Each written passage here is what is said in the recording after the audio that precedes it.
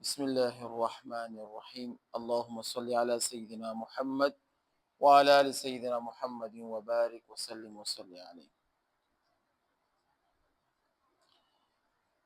حذیفہ بن یمان رضی اللہ تعالیٰ عنہ یہ ایک صحابی ہے۔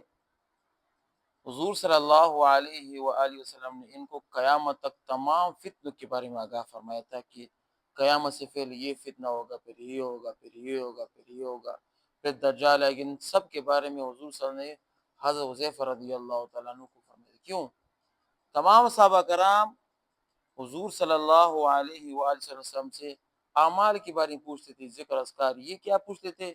فتنوں کے بارے میں پوچھتے تھے کہ کون سے فتنے ہوں گے، کہاں پر آئیں گے۔ تو آپ صلی اللہ علیہ وسلم نے ان کو تمام فتنوں کے بارے کیا فرمایا تھا؟ آگاہ فرمایا تھا۔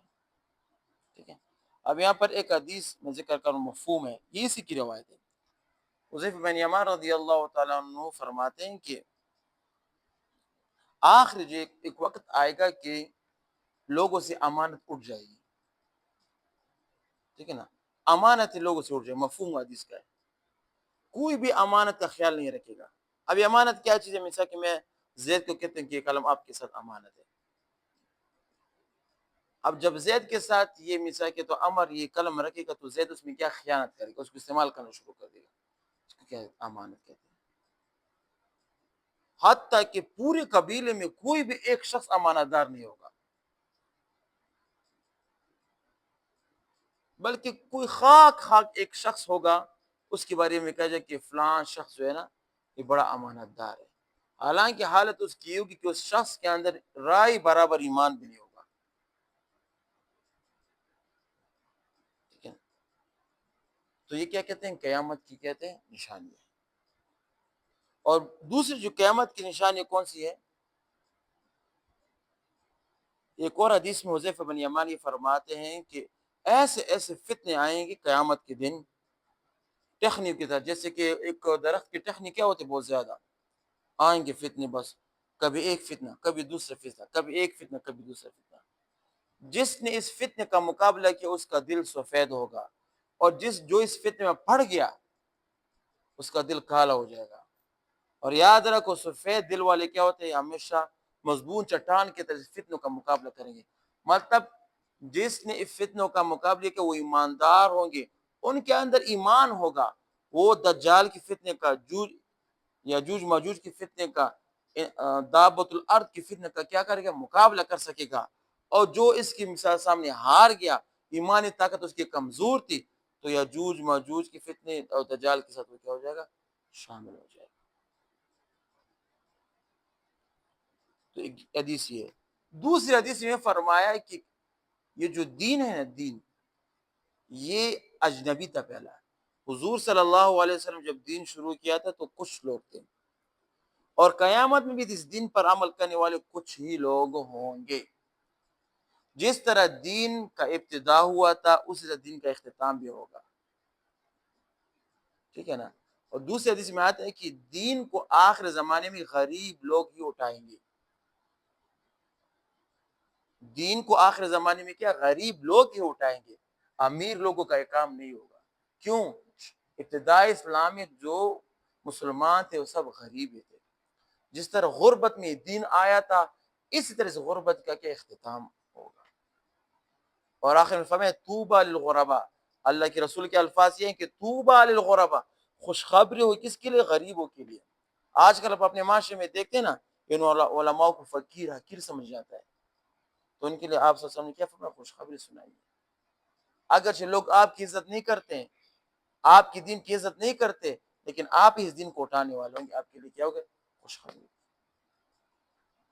دیکھیے ایک دوسری حدیث میں آئی قیامت کی نشانی ہے کچھ، میں مختصر بیان کر رہا ہوں، ٹھیک ہے نا، مختصر میں بیان کر رہا ہوں۔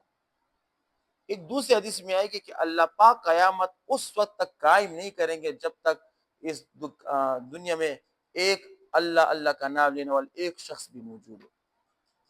اب الفاظ میں اللہ اللہ کا نام آیا، اللہ اللہ، تو اللہ اللہ کا نام کہاں پر سیکھا جاتا ہے بچوں؟ یہ مدارس میں سیکھا جاتا ہے، یہ مساجد میں سیکھا جاتا ہے، یہ دین و حلقوں میں سیکھا جاتا ہے، یہ علماء کے ساتھ سیکھا جاتا ہے اللہ اللہ۔ تو یہ فرمائیں کہ مدارس مساجد، علماء، صلحاء کا وجود اس امت کے لیے باعث برکت ہے. جب یہ لوگ اٹھ جائیں گے تو قیامت عنقریب نزدیک آ جائے گی.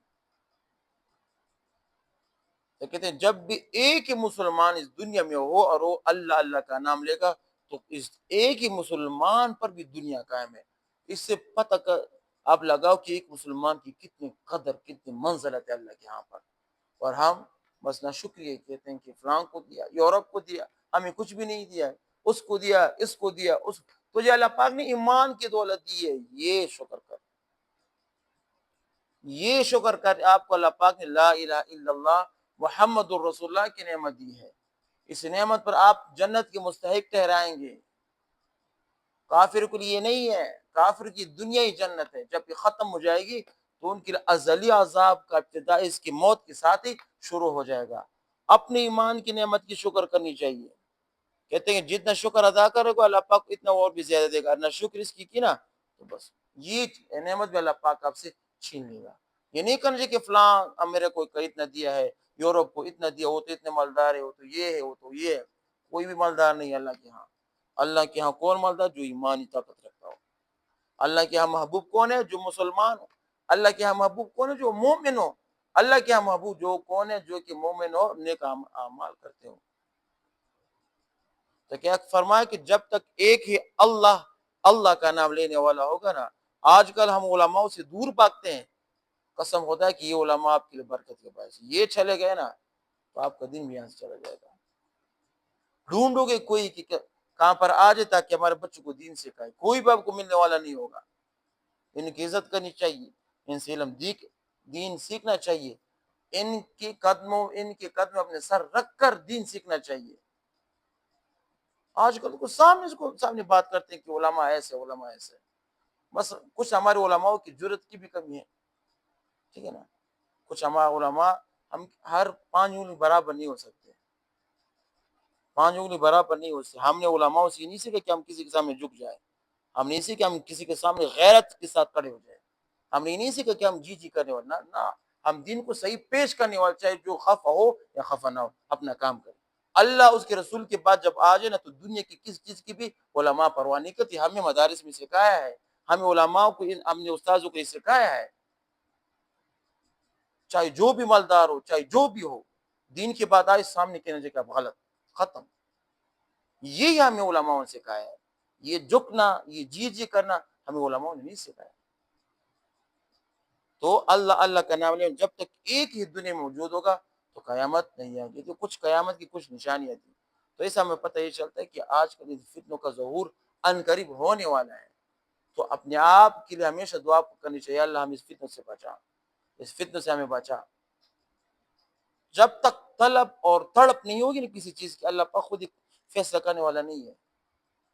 جب تک اللہ کا دروازہ نہیں ٹکٹکاؤ گے اللہ پاک کی طرف کچھ بھی نہیں آئے گا. اللہ پاک کا دروازہ آپ نے کھٹکھٹانا ہے کہ میں آپ کا طالب ہوں، میں آپ کو چاہتا ہوں، میں آپ کی مثال کے طور پر آپ کی کہتے ہیں ایمانی طاقت کو چاہتا ہوں، میں آپ کو تجلیات کو چاہتا ہوں. تب بھی اللہ تعالیٰ کی طرف سے کچھ پھر توجہ آئے گی. آپ توجہ نہیں کرو گے، اللہ پاک اللہ سمجھ ذات ہے، بے نیاز ذات ہے. پوری دنیا کو ہلا کر دے کوئی پوچھنے والا نہیں ہے. پوری دنیا کو ہدایت دے کوئی پوچھنے والا نہیں ہے. پوری دنیا کو کافر کر دے کوئی پوچھنے والا نہیں ہے.